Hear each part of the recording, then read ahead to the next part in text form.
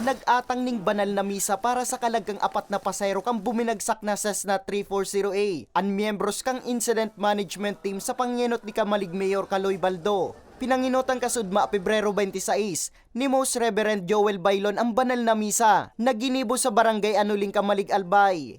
Presente man digdi ang maniba-ibang stakeholders, public as in private agencies. Presente man maging ang mga ordinaryong namamanuaan. Sigun sa alkalde, apwera sa pagpangadyi sa kalagkang mga biktima sa trahedya, kasabay manindang pigpapangadyi ang kaligtasan kang rescuers na nasa peligro man ang buhay sa pagbaba kang hawak ang 4 na biktima. Siguro nakita nyo man yung sitwasyon ng mga retriever operator natin na talagang hirap. Pero hindi po tayo titigil na hindi po ito mababa. Pigkukonsiderar man ni Baldo na pinakadepisil, as in pinakadakulang agyat sa iyang paninirbihan bilang alkalde kan Kamalig, ang trahedyang kinaimbweltuhan kan Cessna plane. Ngunya ng ikasampulong aldaw kang retrieval operation, alagadasta sa presente, mantinidong agyat sa rescuers ang maraot na panahon, nasaro sa mga nakakapagpaloy kang pagbaba sa hawak ang 4 na biktima. Nga natin ngayong araw na makababa kaso da sitwasyon ng panahon. Then, yung mga retriever operator natin, exhausted na din, kaya nagpahinga. Then, kumuha po kami ng bagong augmentation. May augmentation from Air Force and Philippine Army, then PNP, then BFE, para po tumulong na.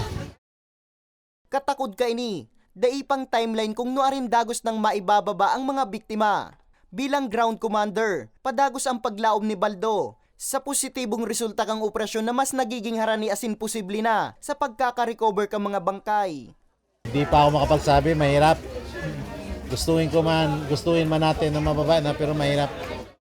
Sa ibong lalado, nga ni matauan maning rekognasyon ang eswersos kang mga responders nasa sa presente, ang nasa pagkondukta pa kang retrieval operation. Nakatalaan ngunya ng sangguniang bayan na magpasar ng resolusyon na matauning pagbisto sa ipinahiling na heroismo kang responders na kinababalayan kang 5 mountaineers na binansagan na Magnificent 5, PNP, BFP, Army as in Navy.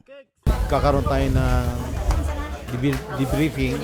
Nag-offer na rin yung BIA na sila na mag-coordinate, mag-sponsor. Then may recognition tayo dun sa mga tumulong. May lista naman kami. Ikuha po natin na magkaroon ng recognition sila.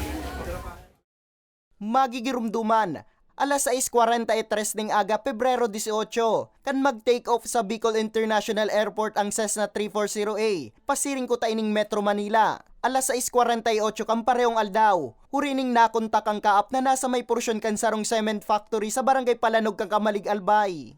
Ang 4 na binawian ng buhay iusinda Captain Rufino James Crisostomo Jr., asin ang co-pilot kaini na si Joel Martin, asin ang duwang Australian national na sinda Simon Chifferfield, asin Carte Santanan.